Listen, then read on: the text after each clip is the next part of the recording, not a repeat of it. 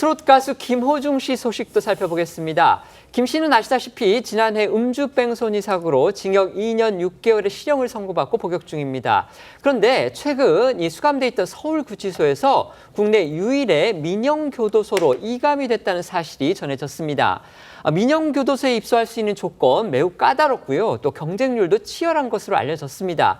그런 만큼 김 씨의 이감 배경 그리고 그 속사정을 두고서 많은 관심이 쏠리고 있습니다. 맞습니다. 앵커 말씀하신 대로 김호중 씨는 아시다시피 지난해 5월 서울 강남의 한 도로에서 음주 상태로 중앙선을 넘어 택시와 충돌한 뒤 도주했는데요.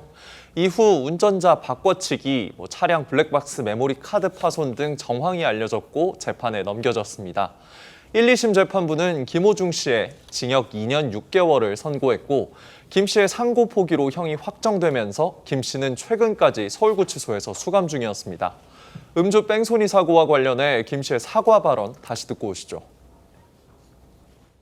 그다음도 죄인이 무슨 말이 필요하겠습니까? 조사 잘 받았고 또 남은 조사가 또 있으면 성실히 받도록 하겠습니다. 죄 지은 사람이 말이 필요하겠습니다. 어쨌든 죄송합니다.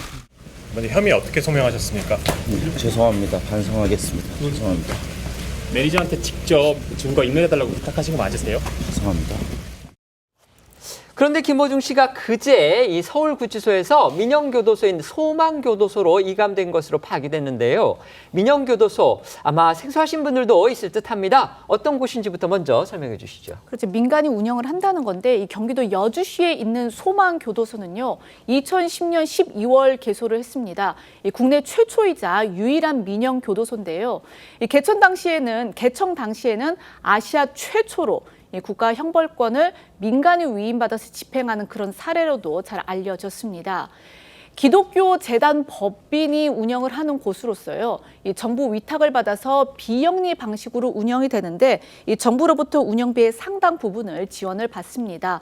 특징이라고 한다면 기독교 신앙을 바탕으로 이 교화 활동을 진행한다는 점입니다.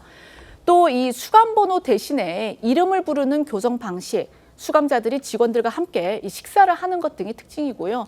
또 교도소 측에 따르면은 낮은 재범률을 기록할 정도로 교정 효과가 높은 것으로도 알려졌습니다. 다만 입소 조건이 꽤 엄격하다고 합니다. 그리고 지원율이 그러니까 재소자 가운데서 이쪽으로 옮겨달라 이렇게 원하는 그런 비율이 3대1에서 4대1이 또 넘는다고 합니다. 그렇습니다. 일단 이 소망교도소의 입소 조건을 설명해 드리면요. 일단 나이가 20세 이상 60세 미만의 남성 수용자가 대상입니다. 형기가 7년 이하, 또 자녀 형기는 1년 이상 남아야 되고요. 정과는 2범 이하여야 합니다. 마약 및 조직폭력 사범은 제외가 되고요. 그럼에도 불구하고 이 지원 경쟁률은요, 이 3대1에서 4대1에 달하는 것으로 알려졌습니다.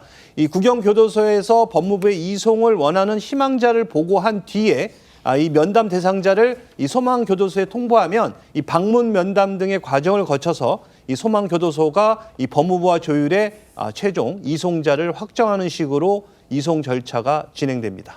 김호중 씨는 본래 개신교 신자로 알려져 있습니다. 아까 저희 기자가 소개해드린 그런 소정의 절차를 거쳐서 이송 대상자로 선정이 된 것으로 알려졌습니다. 네, 조선일보 보도에 따르면 김호중 씨는 본래 개신교 신자로 주변에서 이곳으로의 이감을 권유했던 것으로 전해졌습니다. 지난해 5월부터 구속 상태였던 김호중 씨는 형기를 모두 채울 경우 내년 11월 출소할 예정이고요. 전체 형기의 3분의 1 이상을 채우면 가석방도 가능하게 됩니다. 김호중 씨의 음주 뺑소니 사건에서 메모리 카드를 파손한 혐의로 실형을 선고받은 소속사 본부장은 지난 14일 가석방으로 풀려난 것으로 일부 언론을 통해 알려졌습니다.